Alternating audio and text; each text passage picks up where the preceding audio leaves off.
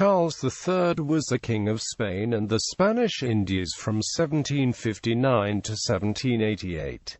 He was the fifth son of Philip V of Spain, but eldest by his second wife, Elisabeth Farnese. In 1731, the 15-year-old Charles became the Duke of Parma and Piacenza, as Charles I on the death of his childless head uncle Antonio Farnese. In 1734, as Duke of Parma, he conquered the kingdoms of Naples and of Sicily, and was crowned king on 3 July 1735, reigning as Charles VII of Naples and Charles V of Sicily. In 1738 he married Princess Maria Amalia of Saxony, an educated, cultured woman who gave birth to 13 children, 8 of whom reached adulthood. Charles and Maria Amalia resided in Naples for 19 years. She died in 1760, upon succeeding to the Spanish throne on 10 August 1759. Charles, a proponent of enlightened absolutism, on 6 October 1759 abdicated the Neapolitan and Sicilian thrones in favor of Ferdinand, his third surviving son, who became Ferdinand I of the two Sicilies. As King of Spain, Charles III tried to rescue his empire from decay through far-reaching reforms such as weakening the church and its monasteries, promoting science and university research, facilitating trade and commerce, modernizing agriculture, and avoiding wars. He never achieved satisfactory control over finances, and was obliged to borrow to meet expenses. His reforms proved short-lived and Spain relapsed after his death, but his legacy lives on to this day.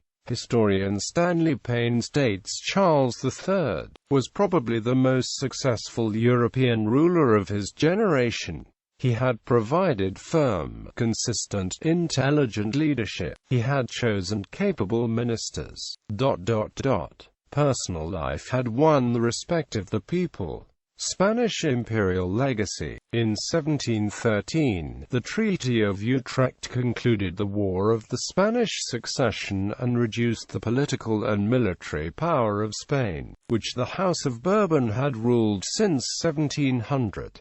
Under the terms of the treaty, the Spanish Empire retained its Latin American territories, but ceded to Habsburg Austria the southern Netherlands, the kingdoms of Naples and Sardinia, the Duchy of Milan, and the state of Picardy. Moreover, the House of Savoy gained the Kingdom of Sicily, and the Kingdom of Great Britain gained the island of Minorca and the fortress at Gibraltar. In 1700, Charles's father, the French-born Philippe de France, became King of Spain as Philip V.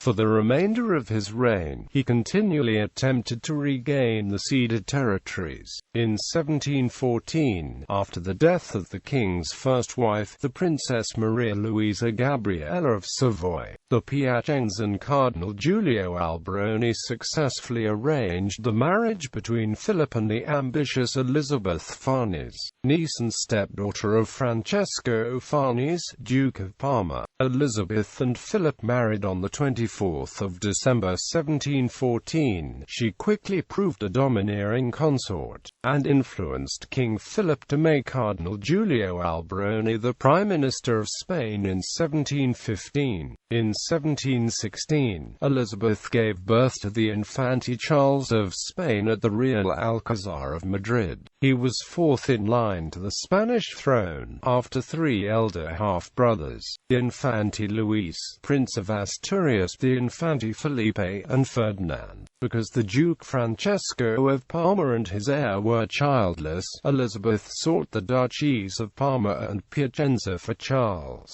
She also sought for him the Grand Duchy of Tuscany, because Gian Gastone de' Medici, Grand Duke of Tuscany, was also childless. He was a distant cousin of hers, related via her great-grandmother Margherita de' Medici, giving Charles a claim to the title through that lineage. Biography. early years. The birth of Charles encouraged the Prime Minister Alberoni to start laying out grand plans for Europe. In 1717 he ordered the Spanish invasion of Sardinia. In 1718, Alberoni also ordered the invasion of Sicily, which was also ruled by the House of Savoy. In the same year, Charles's first sister, Infanta Mariana Victoria, was born on the 31st of March. In reaction to the Quadruple Alliance of 1718, the Duke of Savoy then joined the alliance and went to war with Spain. This war led to the dismissal of Alberoni by Philip in 1719. The Treaty of The Hague of 1720 included the recognition of Charles as heir to the Italian duchies of Parma and Piacenza. Charles's half-brother Infante Philip Peter died on the 29th of December 1719, putting Charles III in line to the throne after Louis and Ferdinand. He would retain his position behind these two until they died, and he succeeded to the Spanish throne. His second full brother, Infante Philip of Spain, was born on the 15th of March 1720. Beginning in 1721, King Philip had been negotiating with the Duke of Orleans, the French regent, to arrange 3 Franco-Spanish marriages that would cement tense relations. The young Louis XV of France would marry the 3-year-old Infanta Mariana Victoria, and thus she would become Queen of France. Charles's half-brother Louis would marry the 4th surviving daughter of the regent, Louise Elisabeth. Charles himself would be engaged to Philippine Elisabeth, who was the 5th surviving daughter of the Duke of Orleans. In 1726 Charles met Philippine Elisabeth for the first time. Elisabeth Farnese later wrote to the regent and his wife regarding the meeting, "I believe that you will not be displeased to learn of her first interview with her little husband. They embraced very affectionately and kissed one another, and it appears to me that he does not displease her. Thus, since this evening they do not like to leave one another. She says 100 pretty things. One would not credit the things that she says, unless one heard them. She has the mind of an angel, and my son is only too happy to possess her. ... She has charged me to tell you that she loves you with all her heart, and that she is quite content with her husband." And to the Duchess d'Orléans she writes, "I find her the most beautiful and most lovable child in the world. It is the most pleasing thing imaginable to see her with her little husband, how they caress one another and how they love one another already. They have 1,000 little secrets to tell one another, and they cannot part for an instant." Out of these marriages only Louis and Louise Elisabeth would wed.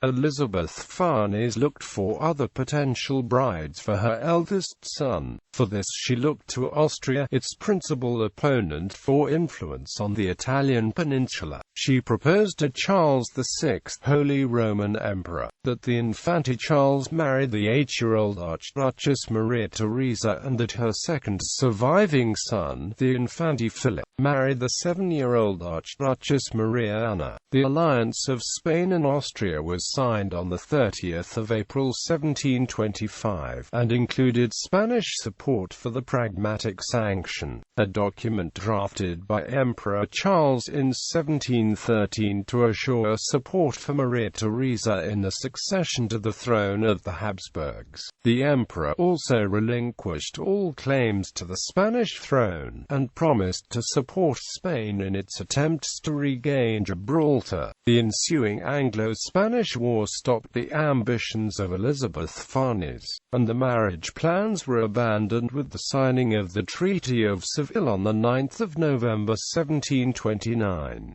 Provisions of the treaty did allow the Infante Charles the right to occupy Parma, Piacenza and Tuscany by force if necessary. After the Treaty of Seville, Philip V disregarded its provisions and formed an alliance with France and Great Britain. Antonio Farnese, the Duke of Parma, died on the 26th of February 1731 without naming an heir. This was because the widow of Antonio, enriched eldest was thought to have been pregnant at the time of his death. The Duchess was examined by many doctors without any confirmation of pregnancy. As a result, the Second Treaty of Vienna on the 22nd of July 1731 officially recognized the young Infante Charles as Duke of Parma and Piacenza. The duchy was occupied by the Count Carlo Stampa, who served as the Lieutenant of Parma for the young Charles. Charles was from then on known as HRH Don Charles of Spain, Duke of Parma and Piacenza, Infante of Spain. Since he was still a minor, his maternal grandmother, Dorothea Sophie of Neuburg, was named regent. Arrival in Italy. Charles arrived in Italy on the 20th of October 1731. After a solemn ceremony in Madrid, Charles was given the equitior by his father. The sword had been given to Philip V of Spain by his grandfather Louis XIV of France before his departure to Spain in 1700. Charles left Spain and travelled overland from Seville to Antibes. He then went to Tuscany, arriving at Livorno on the 27th of December 1731. His cousin Gian Gaston de' Medici, Grand Duke of Tuscany, was named his co-tutor, and despite Charles being the second in line to inherit Tuscany, the Grand Duke still gave him a warm welcome. En route to Florence from Pisa, Charles was taken ill with smallpox. Charles made a grand entrance to the Medici capital of Florence on the 9th of March 1732 with a retinue of 250 people. He stayed with his host at the ducal residence, the Palazzo Pitti. Gian Gaston staged a fete in honor of the patron saint of Florence, St. John the Baptist, on the 24th of June. At this fete Gian Gaston named Charles his heir, giving him the title of hereditary Prince of Tuscany, and Charles paid homage to the Florentine Senate, as was the tradition for heirs to the Tuscan throne. When Emperor Charles VI heard about the ceremony, he was greatly enraged due to Gian Gaston not informing him, as he was technical overlord of Tuscany and the nomination thus should have been his. Despite the celebrations, Elisabeth Farnese urged her son to go on to Parma.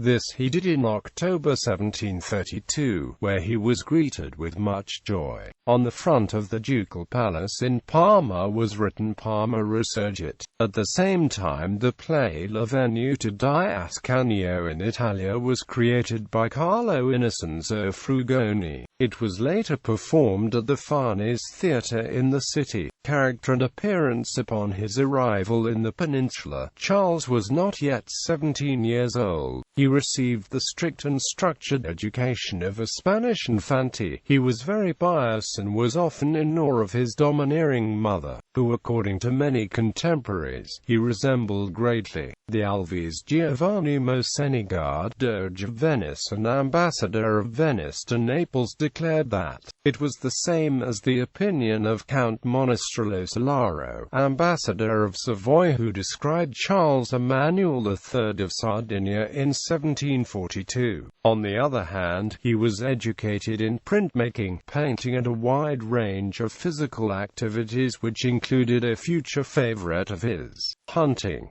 Sir Horatio Mann, a British diplomat in Florence, noted that he was greatly impressed at the fondness Charles had for the sport. His physical appearance was dominated by the Bourbon nose that he had inherited from his father's side of the family. He was described as a brown boy who has a lean face with a bulging nose, and was known for his happy and exuberant character. Conquest of Naples and Sicily.